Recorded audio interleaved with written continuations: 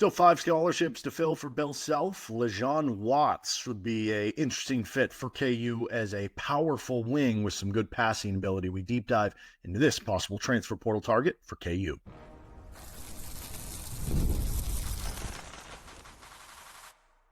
You are Locked On Jayhawks, your daily podcast on the Kansas Jayhawks. Part of the Locked On Podcast Network, your team every day. What's going on? Derek Johnson here. This is Locked On Jayhawks. Thanks for making it your first listen every day. Thank you to everydayers catching each and every episode of the show.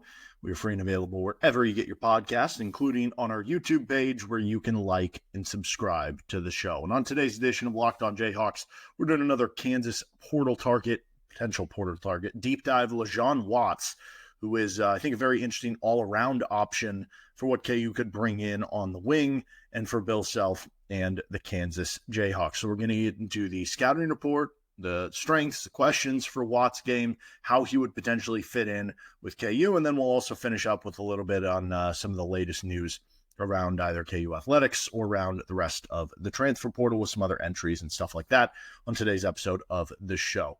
Let's start off with Watts. So to be clear, at this point in time, it doesn't sound like there's been at least public contact between KU and Watts. Now, is that something where KU is focusing on other players? Is it something where he's out of their price range? Is it something, where in terms of like the price range is being allocated in other directions?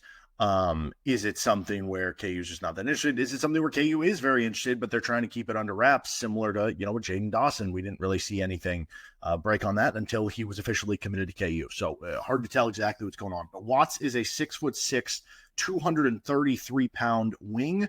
He can also play a little bit of point guard for you if you want to go with some booty ball point guard, but mostly a 3-4. I think I like him best as a 4. We'll get into why here coming up.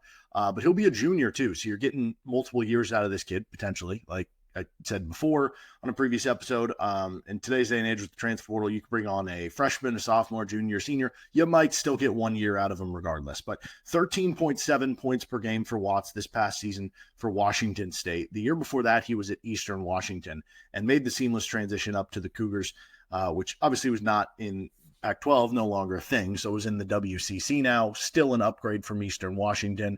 You're still playing Gonzaga and St. Mary's and Santa Clara and some solid teams in that league, San Francisco, but obviously not a power league, but still at least a solid league. 13.7 points per game, 6.7 rebounds per game, 4.4 assists per game, very good passer. Also a little over steal per game, 1.1 per game there, and half a block per game. The shooting efficiency is what really sticks out here with Watts. 55% from the field this season, also 42% from three, and then 73% at the foul line. That leads them having a 59% effective field goal percentage and just a little over 62.5% true shooting percentage. Both of those are very good. Now, the one thing is he's taking over 4 free throws per game, which that's fine, but the 3-point attempts, there's not a lot of them. 1.9 3-point attempts per game. So you're not getting a ton of volume there, but he hits the ones when he is open. The on-off numbers, not great. Team was half a point better with him on the court on offense. They were about 7.5 points worse on the floor when he was on defense. I do think a little bit, his former teammate that came over from Eastern Washington with him and ended up getting injured after the 6th game of the season. Cedric Coward, I was blanking on the name there for a second. He got injured early in the season, and I think that made it that Watts had to do a little bit different of a role where maybe he had to play a little bit more on the wing, maybe he had to play a little bit more 3. That maybe hurts you a little bit there, but I do think this is an overall good player. His Bar Torvik transfer grade of a 3.1 is kind of like above average. It's solid there. And I found this one interesting too.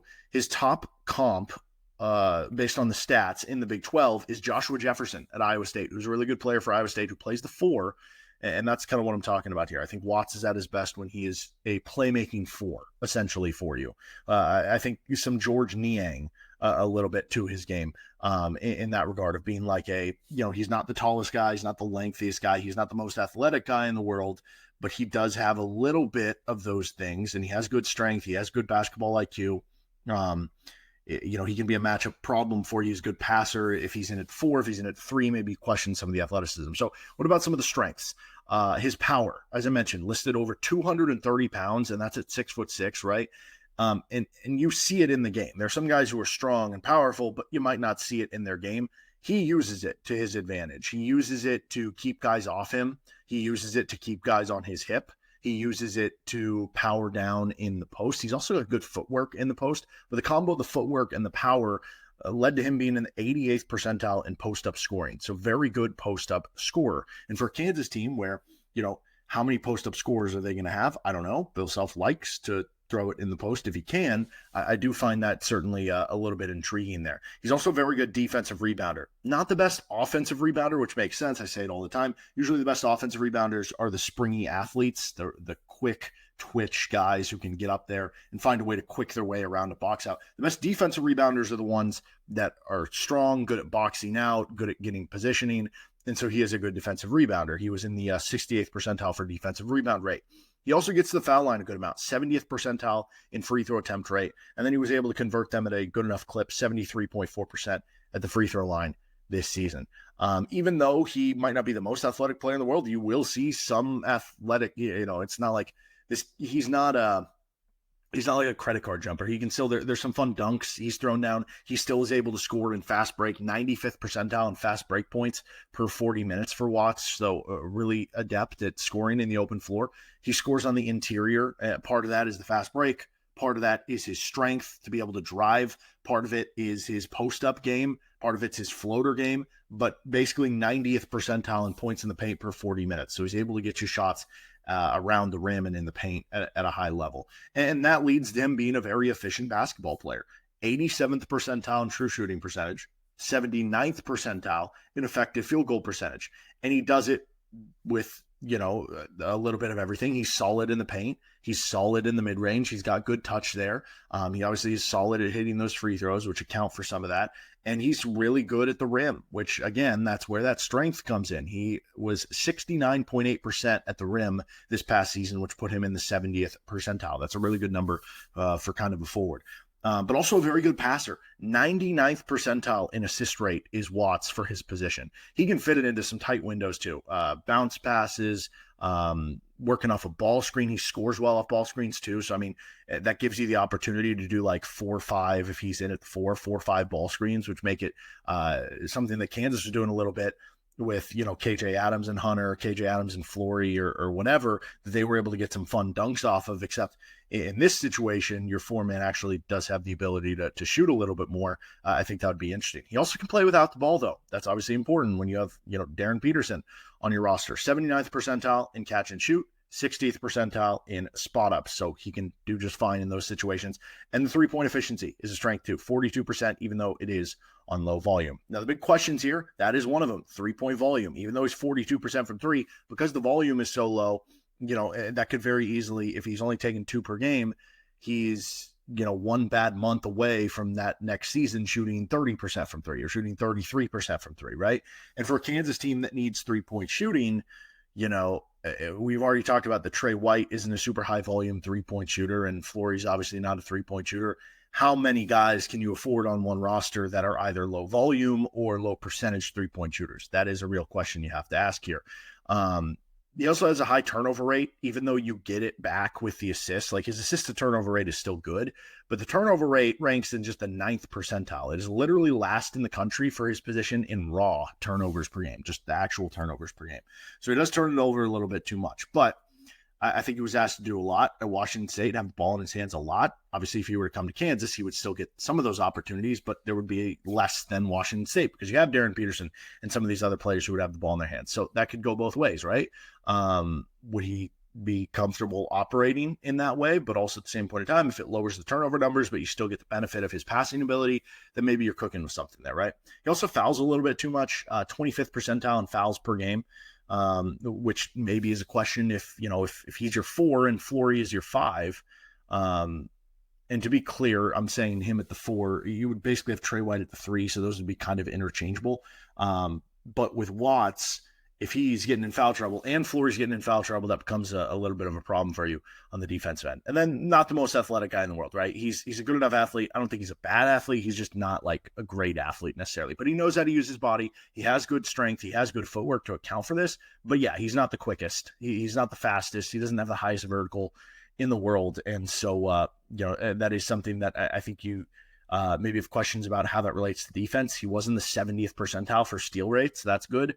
Only 26th percentile for block rate. The on-off numbers are obviously not very good on the defensive end of the floor. And his previous stop at Eastern Washington, they were not good at defense at all. So I do think there are some limitations to that side of the ball for him. And if you get matched up with a team who has a more athletic player that he has to guard, how would that kind of work out? But I do like the idea if you're playing him more at the 4, some of those athletic limitations go away. And the fact that, okay, if you do get a more athletic guy who can drive by him, you have a rim protector back there with Flory Bidunga. So how exactly would he fit in with KU? I believe he is visiting Texas Tech this weekend. So again, I don't know the interest from KU, and we'll see if he gets out of Lubbock with or without committing. But how exactly would he fit in with KU if Bill Self were to kick the tires on him? We'll discuss that next. This episode of the show is brought to you by TurboTax.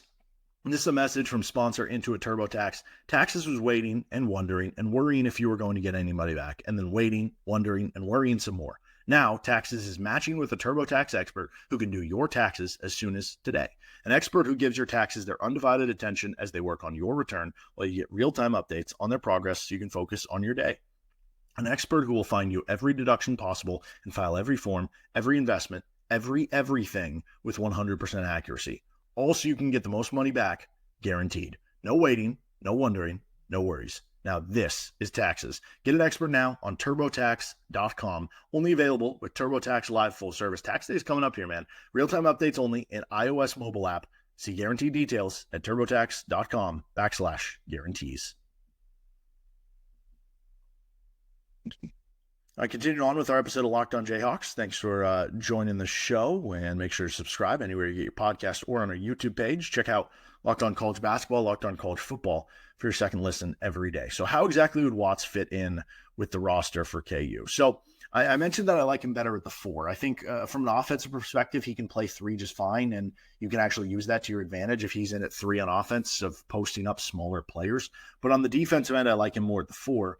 And yeah, like I said, with Trey White and him, it's kind of interchangeable with 2 wings in that way.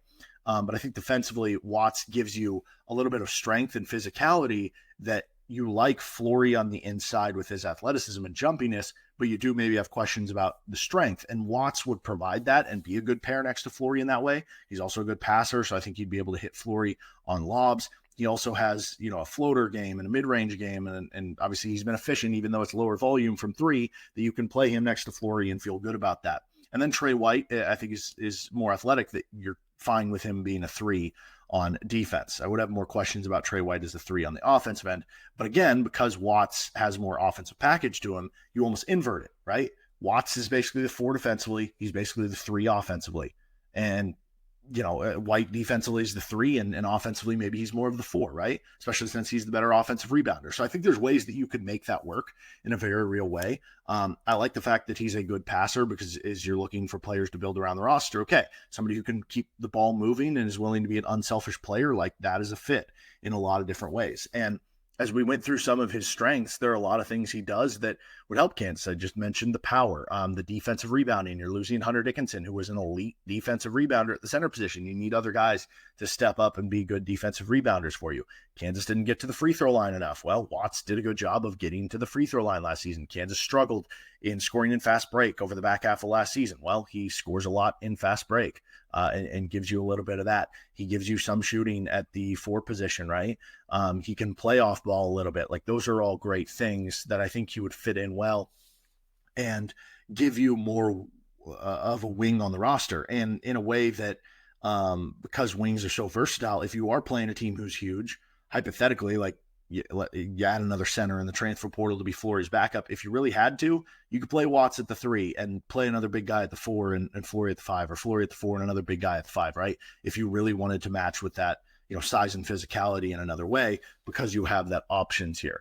Now, the things that it wouldn't quite solve is the 3-point shooting. White basically getting about 2 3-point attempts per game. Watts is basically getting about 2 3-point attempts per game. If that was your starting five, where you basically 3 through 5 are only getting from the starters 4 3-point attempts per game, that's a lot to be made up for by guys like Jaden Dawson and Darren Peterson and the guys off the bench. Marco isn't necessarily known for being, the best 3-point shooter, at least as of yet. I guess for all we know, that's all he got to work on while he had the Achilles injury, and maybe he's going to come out shooting 35% from three. I don't know, but that would certainly be the biggest question if you brought on a guy like Watts. And then also where it's felt like KU has prioritized athleticism in the portal so far, like Jaden Dawson, solid athlete, Trey White, good athlete, bringing back Flory, obviously great athlete at the center position. This would be a little bit different than that, but is that okay? Is it good? Do you want to keep steering into that? Is it better to keep steering into that and make that your theme? Or is it okay to have like one, curveball when you keep throwing fastballs at this one thing? I don't know. I don't know what the answer is to that in terms of team identity. Like, I don't know what would be better in that way. But the biggest thing that I think I like here is something I mentioned at the start, his ability to post up. Because think about it. What is maybe the I don't know, hesitation is too strong of a word. I think Flory is going to have an awesome season for KU. But what is the biggest concern? Again, like, that's too strong of a word. What is the biggest thing that you're questioning about? Is Flory going to be able to do this season? Like, I think he'll be a good enough rebounder. I think he'll be a good enough shot blocker. I guess you could say, can you stay out of foul trouble? Like, how many minutes are you going to get? Are you going to get 25 a game? You can get 28. You can get 30, right? Those are questions you can have. But for the most part, I think Flory is going to have a great season this year as a sophomore for KU. The one thing you question about is how much of a back to the basket game, how much of a post game does Flory Bidunga have? I do think he had, obviously most of his makes were dunks and, offensive putbacks and stuff at the rim. I think he has a little bit more to his post game than he gets credit for because, one, that was his specific role at Kansas. Two, there were some times where they did throw him the ball in the post and he was able to, I think of a lot of the moves where he was able to kind of outmaneuver a guy like off a dribble or off a pivot foot where he kind of angled around him and then went up for a dunk or a layup or something like that. I think he has more there than he maybe gets credit for. I'm not saying he's, Hunter Dickinson or Perry Ellis on the block or something. But I do think he had more there than you give him credit for. And with another offseason in front of him, I think he's going to have more of a post game than you might think. Is it going to be as much as Hunter or David McCormick?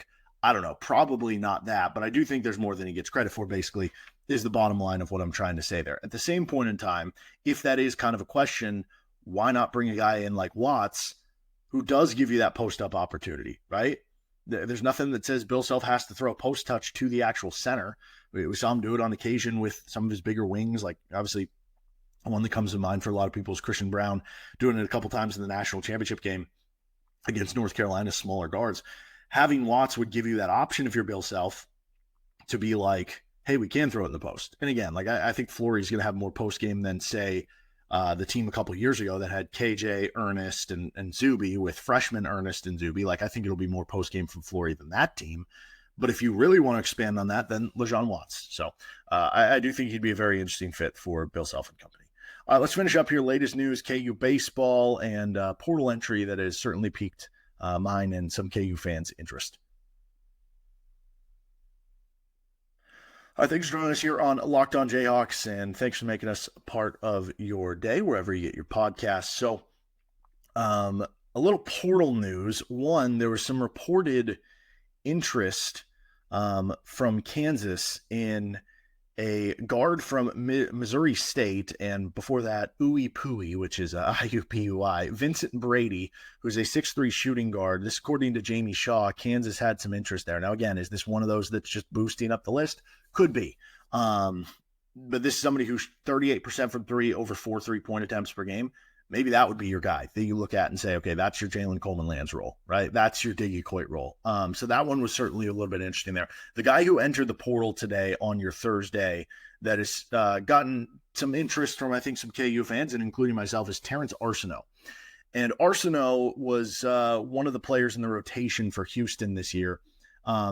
Basically, their first big off the bench was Javier Francis, and then basically their first player, or their first non-big, I guess, their first guard was Malik Wilson, and then their essentially their eighth guy, which was really their first wing off the bench, was Terrence Arsenault. And Arsenault came in as like a top, I want to say he was like a top 40, top 50 recruit in the country. And he was like, I remember listening to some, draft stuff that going into that year that like, scouts are raving about what this guy's doing in practice. And then it didn't come to fruition because he got injured. I forget what the injury was, if it was like torn ACL or something, but it kept him out for the season. And so, he's had to kind of work back from that. Obviously, the numbers don't jump off the page, but the fact that he was playing for Kelvin Sampson at all and was in the rotation for a team that went to the national championship game speaks highly of him. And I think the former prospect pedigree, the further he comes away from that injury, tells you that there's maybe more meat on the bone than the production that was there. He certainly would be an interesting player. As KU needs more wings, somebody who could play the 3 or the 4. He shot the 3 ball well, again, low volume, but he did shoot it well. Certainly one that I'm kind of keeping an eye on, and maybe we'll do a deep dive on a later episode. And then KU baseball also played, since we last did a KU baseball update. They played against Nebraska, lost a close one. Nebraska's been pretty solid this year. 7-5 was the final score there. So that snaps KU's long winning streak, but it doesn't snap KU's Big 12 winning streak, which at this point in time is a 6-game winning streak. Now, if you're just counting Big 12 games, and they're going to put that back to the test on the road this weekend. They're going to be at TCU for Friday, Saturday, Sunday. Then they'll be back home on Tuesday against Wichita State. And then it's the big one next Friday, Saturday, Sunday. So April 18th, 19th, 20th, Kansas hosting Kansas State. And those are two of the teams who are at the top of the Big 12 standings. And then after that, they'll get a chance to get some revenge as they're going to go up to Lincoln to take on Nebraska on a following Tuesday. So some interesting and fun games upcoming in the Big 12 slate for KU baseball, who's been killing it. And hopefully they keep doing just that. All right, that'll do it for this episode of Locked On Jayhawks. You can find our show anywhere you get your podcast, including on our YouTube page. And we'll see you next time. If anything breaks over the weekend, we'll get to that at some point over the weekend. And so make sure you subscribe to the show anywhere you get your podcast or on our YouTube page. See you next time.